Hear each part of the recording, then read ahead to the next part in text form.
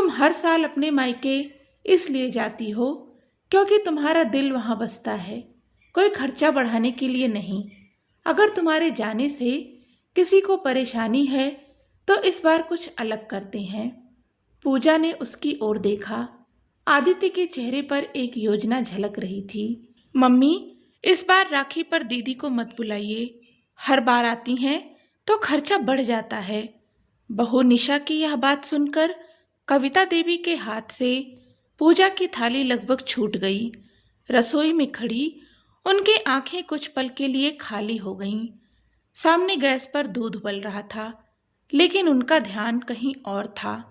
जिस बेटी को उन्होंने बड़े प्यार से पाला था, जिसकी हर पसंद नापसंद उन्हें याद थी, जिसकी शादी के दिन उन्होंने रो रो कर उसे विदा किया था, आज उसी बेटी के मायके आने का हिसाब लगाया जा रहा था।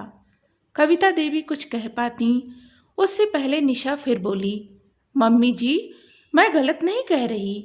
पिछले साल भी दीदी आई थी तो बच्चों के कपड़े, राखी के उपहार, खाने पीने का खर्च सब मिलाकर हजारों रुपए लग गए थे। अब महंगाई का जमाना है। तभी दरवाजे के बाहर खड़ी पूजा के कदम रुक गए। वह अपनी माँ को सरप्राइज देने बिना बताए आई थी। हाथ में मिठाई का डिब्बा था और चेहरे पर मुस्कान। लेकिन निशा की बात सुनते ही उसकी मुस्कान गायब हो गई। उसने चुपचाप खुद को संभाला और बाहर निकलकर माँ को फ़ोन लगाया। कविता देवी ने फ़ोन उठाया तो उधर से पूजा की धीमी आवाज़ आई, माँ, इस बार मैं राखी पर नहीं आ पाऊंगी, बच्चों की परीक्षाएं हैं। कविता देवी समझ गईं कि बेटी सब सुन चुकी है। उनकी आंखें भर आईं, लेकिन उन्होंने खुद को मजबूत करते हुए कहा, कोई बात नहीं बेटा, अपना ध्यान रखना। फ़ोन कटते ही उनके आंसू निकल पड़े, मगर उन्होंने किसी को कुछ नहीं बताया। राखी आने में अभी 10 दिन बाकी थे, लेकिन उस दिन के बाद कविता देवी की खुशी जैसे कहीं खो गई। हर साल राखी से एक हफ्ता पहले वह पूरे घर की सफाई करती थीं, बेटी की पसंद के पकवानों की सूची बनाती थीं, उसके बचपन की तस्वीरें निकाल कर रखती थीं। लेकिन इस बार उन्होंने कुछ नहीं किया। बेटा रोहित भी माँ की उदासी समझ नहीं पा रहा था। उसने कई बार पूछा, माँ, सब ठीक तो है? मगर कविता देवी हर बार मुस्कुराकर बात टाल देती। उधर पूजा अपने ससुराल में थी, लेकिन उसका मन बेचैन था। उसे माँ का उदास चेहरा बार बार याद आ रहा था। उसके पति आदित्य ने भी पूछा कि क्या बात है, तो उसने सारी घटना बता दी। आदित्य कुछ देर चुप रहा, फिर बोला, तुम हर साल अपने मायके इसलिए जाती हो क्योंकि तुम्हारा दिल वहाँ बसता है, कोई खर्चा बढ़ाने के लिए नहीं। अगर तुम्हारे जाने से किसी को परेशानी है तो इस बार कुछ अलग करते हैं। पूजा ने उसकी ओर देखा। आदित्य के चेहरे पर एक योजना झलक रही थी। राखी से 3 दिन पहले कविता देवी मंदिर से लौट रही थीं कि मोहल्ले की औरतों ने पूछ लिया, अरे बहन, इस बार पूजा कब आ रही है? कविता देवी ने मुस्कुराने की कोशिश की, लेकिन उनकी आवाज़ भारी थी। नहीं आ पाएगी इस बार। यह कहते हुए उनका गला भर आया। घर लौटकर उन्होंने पूजा की पुरानी तस्वीरों वाला एल्बम निकाला। एक तस्वीर में 5 साल की पूजा अपने छोटे भाई रोहित को राखी बांध रही थी। दूसरी तस्वीरों में स्कूल की ड्रेस पहने दोनों हंस रहे थे। तीसरी में शादी के दिन पूजा रो रही थी और रोहित उसे गले लगाए हुए था। तस्वीरें देखते देखते कविता देवी की आंखों से आंसू बहने लगे। तभी रोहित कमरे में आया। उसने माँ को रोते हुए देखा तो घबरा गया। बहुत पूछने पर आखिर कविता देवी ने सारी बात बता दी। रोहित सन्न रह गया। उसे विश्वास नहीं हुआ कि उसकी पत्नी ने ऐसी बात कही होगी, लेकिन कविता देवी ने उसे समझाया, बेटा, घर तोड़ने वाली कोई बात मत करना। कभी कभी लोग बिना सोचे बोल देते हैं। रोहित चुप हो गया, मगर उसके दिल में एक टीस रह गई। राखी का दिन आ गया। सुबह से घर में अजीब सा सन्नाटा था। कविता देवी ने पूजा कि पसंद का हलवा तो बनाया, लेकिन खुद उसका स्वाद तक नहीं चखा। रोहित भी उदास था। उधर निशा को लग रहा था कि इस बार घर का खर्च बच गया। दोपहर करीब 12 बजे अचानक घर के बाहर एक बड़ी गाड़ी आकर रुकी। गाड़ी से कई बड़े बड़े डिब्बे उतारे गए। मोहल्ले वाले भी देखने लगे कि आखिर क्या हो रहा है। तभी गाड़ी का दरवाज़ा खुला और पूजा बाहर उतरी। उसके पीछे उसका पति आदित्य और दोनों बच्चे भी थे। कविता देवी ने बेटी को देखा तो उनकी आंखें चमक उठीं। वह दौड़कर बाहर आईं और पूजा को गले लगा लिया। माँ बेटी दोनों की आंखों में आंसू बह रहे थे। निशा भी हैरान खड़ी थी। उसे लगा था कि पूजा नहीं आएगी।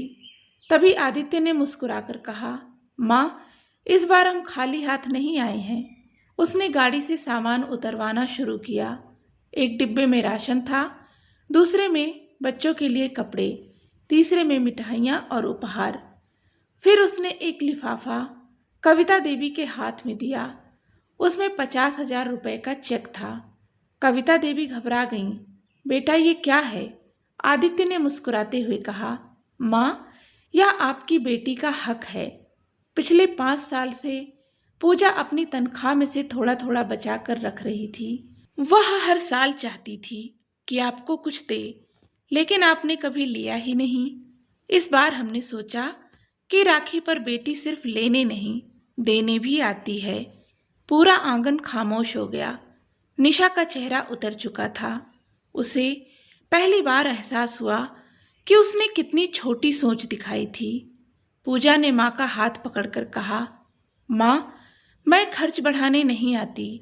मैं तो हर साल यहाँ अपने बचपन को जीने आती हूँ।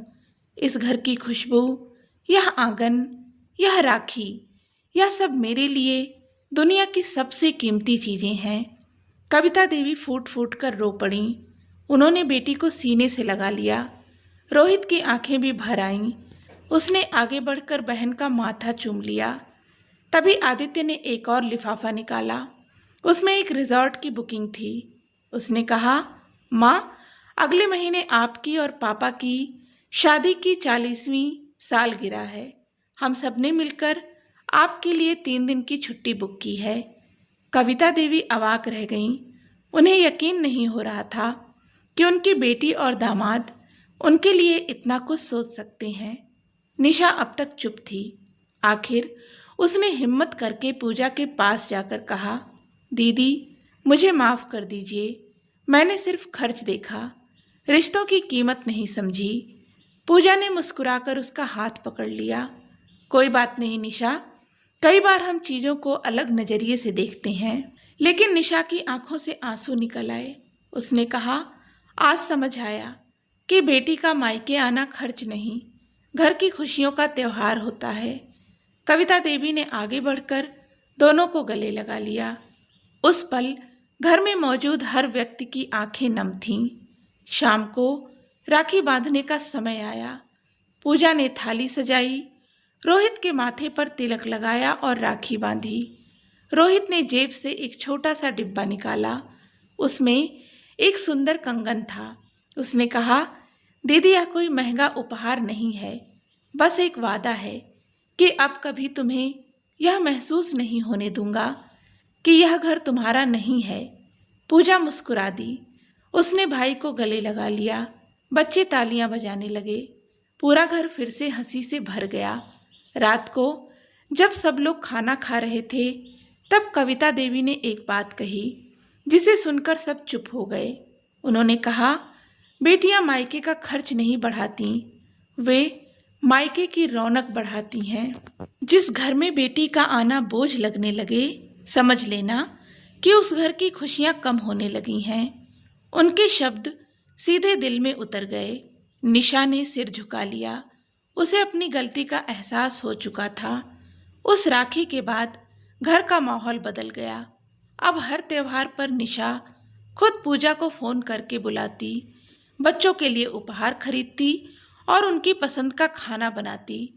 उसे समझ में आ गया था कि रिश्तों का हिसाब पैसे से नहीं लगाया जाता। कुछ महीनों बाद जब निशा की अपनी बेटी हुई तो उसने उसे गोद में लेकर कहा, बेटी, तू जहाँ भी रहे यह घर हमेशा तेरा रहेगा। कविता देवी ने यह बात सुनी तो उनकी आंखों में संतोष उतर आया। उन्हें लगा जैसे आज उनकी बेटी ही नहीं, उनकी सोच भी जीत गई। और उस दिन पूरे परिवार ने एक बात हमेशा के लिए सीख ली, बेटियां मायके पर बोझ नहीं होती, वे मायके की सबसे खूबसूरत यादें होती हैं। तो दोस्तों, इस कहानी के विषय में अपने विचार हमें कमेंट करके ज़रूर बताएं। कहानी पसंद आई हो तो प्लीज़ इसे लाइक करें, शेयर करें और चैनल पर नए हैं तो सब्सक्राइब भी कर लें। धन्यवाद।